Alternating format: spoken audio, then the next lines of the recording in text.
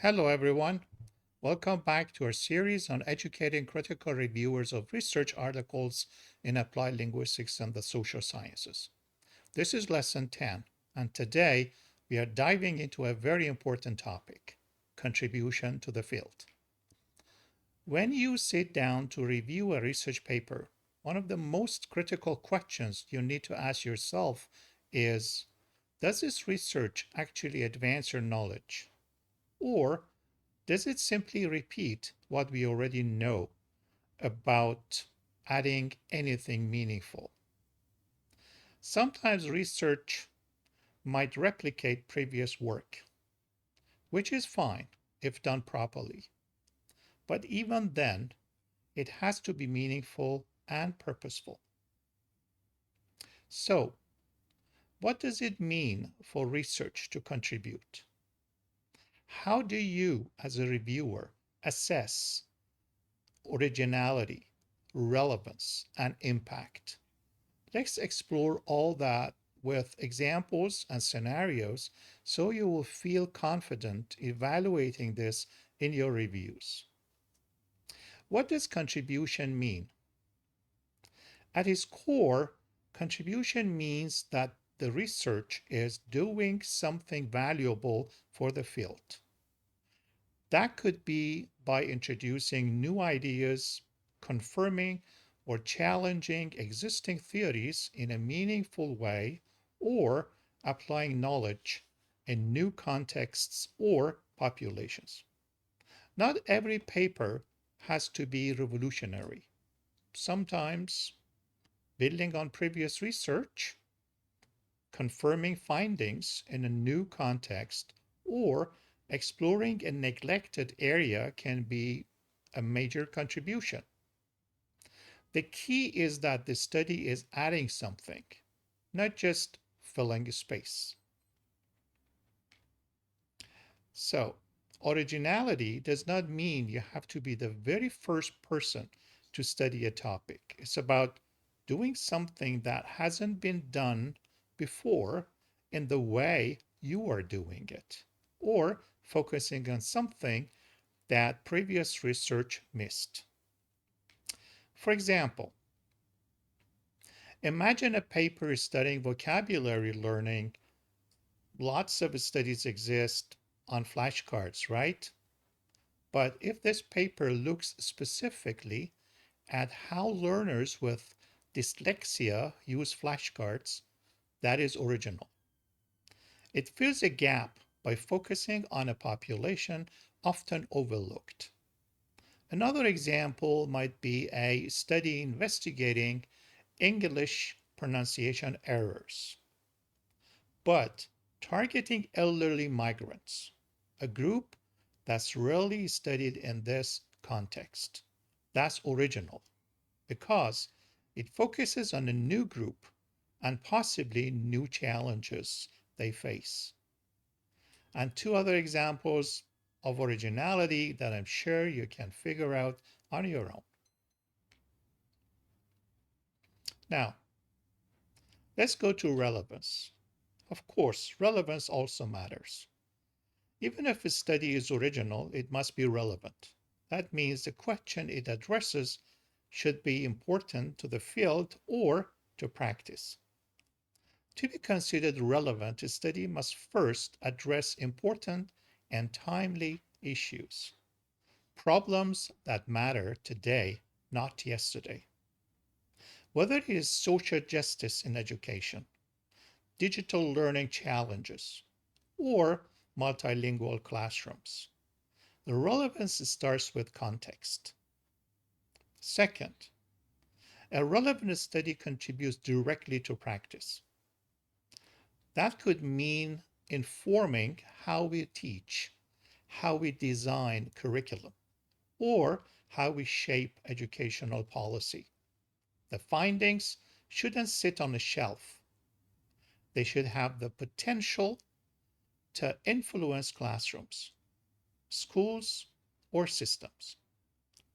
Third, it needs to connect to real world problems or practitioner concern. Research is relevant when teachers, administrators, or policymakers can see themselves in it when it speaks to the challenges they face.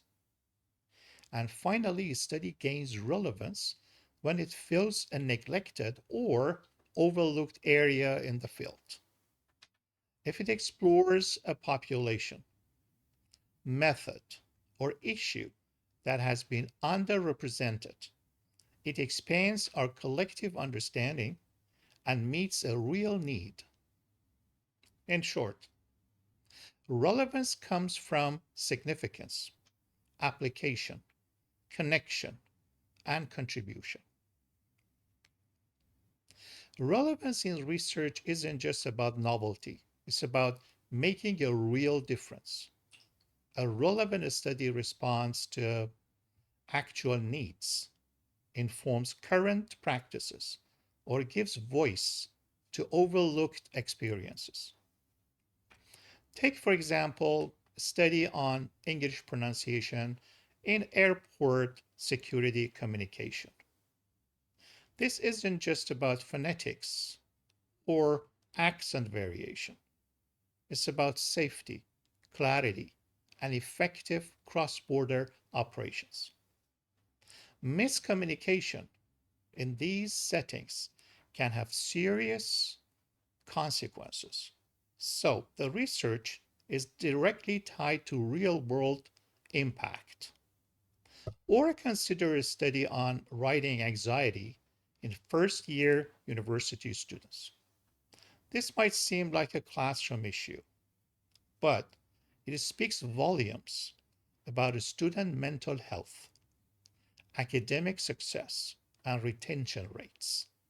It addresses a concern that both educators and institutions care deeply about. And then there is research into mobile learning in low resource areas. This type of study doesn't just add to the literature on educational technology. It raises questions of equity, access, and innovation. It's about empowering learners who might otherwise be left behind. So, what makes research relevant is when the stakes are real, the context matters, and the outcomes can inform, improve, or inspire. Now, let's talk about impact. Will this change anything?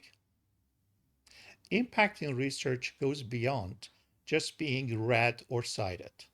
It's about changing something, whether that's how we think, what we do, or the questions we ask next. First, a study is impactful when it influences future research, theory, or professional practice. This could mean introducing a new concept, refining an old one, or inspiring others to look at a problem from a different angle. A powerful study often becomes a reference point, something others build upon. Second, impact is seen when research helps reshape policy or teaching strategies, when findings translate into better classroom practices, revised curricular goals, or more inclusive institutional policies. The research moves from theory into action. That's where it really counts. Third, impactful studies raise new questions or challenge existing assumptions. They make us pause and reconsider what we've taken for granted. A good study doesn't always give all the answers, but it sharpens the questions. And finally, when a study provides a model for replication, it sets a methodological or conceptual standard. Others can adapt it to new contexts, which multiplies its reach and strengthens the field.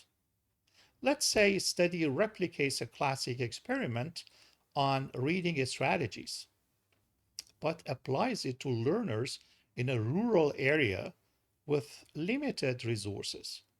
This replication could reveal whether those strategies work in different contexts. If yes, that's impactful because it can guide teaching methods in underserved areas. On the other hand, if a study replicates previous work but doesn't explain why this replication is necessary or what new insights it offers, the impact might be limited. In short, impactful research doesn't just sit on a shelf, it starts conversations, changes minds, and opens doors. Contribution also involves impact. Will the research influence future studies, theory, or practice? Now, I want to share three powerful examples of the kind of research that can actually move our field forward, not just academically, but in practice. Two, one, replication of reading strategy studies in rural contexts. Imagine taking well established reading strategies and testing them in rural classrooms. Why is this impactful? Because it challenges the assumption that what works in urban schools automatically works everywhere. It also provides a model for application, testing strategies in underrepresented settings, and raises questions about equity in research. If it works, great. If not, we'll learn how to adjust. This kind of study influences both future research and professional practice. Two, large scale study on online language assessment, post pandemic, of course. Think of a post pandemic study that investigates how online language tests are performing now. That would reshape policy on digital assessment, especially around access and fairness. It would raise big questions about what we're really testing, language skills or tech familiarity, and challenge assumptions we made during the pandemic rush. It's the kind of work that gets the agenda for future test design and delivery. Three, framework for teacher feedback in multilingual classrooms. Now, imagine a clear, practical framework that helps teachers give feedback in multilingual classrooms. That would directly reshape teaching strategies and influence how we train future educators. It also raises important questions. What should feedback look like when students have diverse language backgrounds? Done well, it offers a replicable model for classrooms around the world. So, these are the kinds of contributions that make a real difference. They influence thinking, reshape what we do, and challenge how we've always done it. Now, let's look at two studies on code switching, both interesting, of course, but one stands out for its deeper impact. Study A looked at Spanish English code switching in a US classroom. It adds to what we already know, especially about bilingual education in familiar contexts. The study B on the other hand, explored indigenous English code switching in urban migration settings. Which one is more powerful? Why? Correct. Study B. But why? Because it brings novelty. This area hasn't been studied nearly enough. It's also socially relevant, shedding light on how migration affects identity, language survival, and community belonging. And importantly, it raises urgent questions about language preservation. So if we ask which contributes more, is study B. It challenges assumptions, highlights underrepresented voices, and pushes research into new and much needed directions. So, the critical reviewers out there, here are 4 essential questions you should always ask yourself to judge the real value of a study. First up, what's new in this research? Is it offering something original, a new angle, method, context, or idea? If not, it might just be repeating the obvious. Second, why does this research matter? Look for relevance. Does it solve a problem, speak to a current issue, or reach underrepresented groups? Third, how will this influence others in the field? Does it push future research? Will it reshape teaching, policy, or theory? Impact is more than just citations. And finally, is the contribution clearly explained and well supported? Are the claims backed up by solid data, logic, and evidence? Clarity and rigor matter just as much as originality. Now, what should a good replication study include? First and foremost, a replication study must clearly explain why replication is necessary. Is there doubt about the original findings? Was the initial sample too small or the context too narrow? Or maybe the methods used need to be tested for reliability.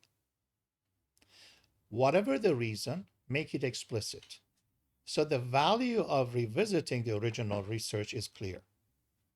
Secondly, a strong replication study should introduce something new, whether that's a different context, a new population, or an additional variable.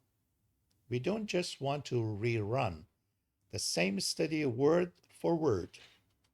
We want to see if the findings hold true under slightly different conditions. That's how we test the generalizability of results. Finally, it's important to state exactly what the replication is trying to do. Are you confirming the original results, expanding the scope of the study, or challenging the original findings? Because you suspect there might be inconsistencies. Be precise. That clarity not only sharpens your own focus, but also helps others understand the contribution of your work. So, in sum, explain the need, introduce a fresh element, and be crystal clear about your aim. Confirm, expand, or challenge. Here is a sample review, a report of a meaningful replication. The authors replicate a well-known study on reading strategies but apply it to rural learners with limited access to technology. This replication is justified well and addresses an important gap regarding the generalizability. of previous findings, of course. The study's contribution lies in demonstrating the effectiveness of reading strategies in a new context, which has implications for curriculum design in underserved areas. I suggest emphasizing these implications more strongly in the discussion to highlight the study's impact. Next is a sample reviewer report of a strong contribution. Now it reads, this manuscript presents a valuable investigation into the use of mobile apps for vocabulary learning among learners with dyslexia, an under-research group. The literature review effectively situates the study within existing work, highlighting a clear gap regarding this population. The research questions are focused and the methodology appropriate. The findings offer novel insights into specific strategies used by learners with dyslexia, with important implications for tailored language instruction. Overall, the paper makes a significant and relevant contribution to applied linguistics and inclusive education.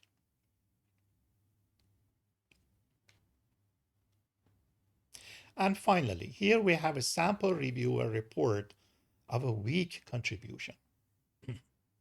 We euphemize it as limited, not to hurt the feelings of the researchers. The study investigates the effects of podcasts on ESL learners' listening skills. While this is an important area, the manuscript lacks a clear statement of how it builds upon or differs from existing research. The literature review is limited and does not identify significant gaps that the study addresses. The research questions are broad and do not specify the unique context or population. The discussion section restates findings, but does not convincingly argue the contribution to theory or practice. I recommend the author clarifies the originality and relevance of the study to strengthen its contribution. All right, let's talk about what we should keep an eye out for when reviewing a research article, especially when we are trying to evaluate its overall quality and contribution. First, ask yourself this: are there any gaps identified in the literature review? This is important because strong research builds on what's already been done, but also carves out new territory. If the author hasn't clearly shown what's missing in current research, then their study might not feel necessary or original. Next, take a look at the research questions.